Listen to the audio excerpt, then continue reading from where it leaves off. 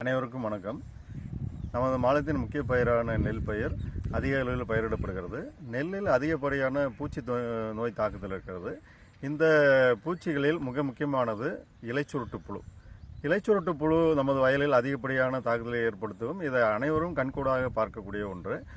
இலைச்சுருட்டு புழுவானது இலைகளை சுருட்டி அதற்கு உள்ளே உட்கார்ந்து அமர்ந்து கொண்டு இலையில் இருக்கும் பச்சையத்தை சுரண்டி உண்ணும் தன்மை கொண்டது. இதனால் பச்சையம் குறைவதனால் இது நமது மகசூல் மிக அதிக அளவில் குறைய வாய்ப்பு இருக்கிறது. இந்த இலைச்சுருட்டு புழு நெல் பயிரின் அனைத்து பருவத்திலையும் தாக்கக்கூடிய தன்மை கொண்டது. இதை எவ்வாறு கட்டுப்படுத்துவது என்று பார்க்கலாம். இதை பார்த்தீங்கன்னா நம்ம வயலில் வரப்பில் இருக்கக்கூடிய களை செடிகள் புல் பூண்டு ஆகியவற்றை நீக்கி சுத்தமாக வைத்திருக்க வேண்டும். மேலும் இந்த இலைச்சுருட்டு புழுக்களை கட்டுப்படுத்த வேப்பங்கொட்டை வடிநீர்களை 5% தெளித்து இந்த இலைச்சுருட்டு புழுவை கட்டுப்படுத்தலாம்.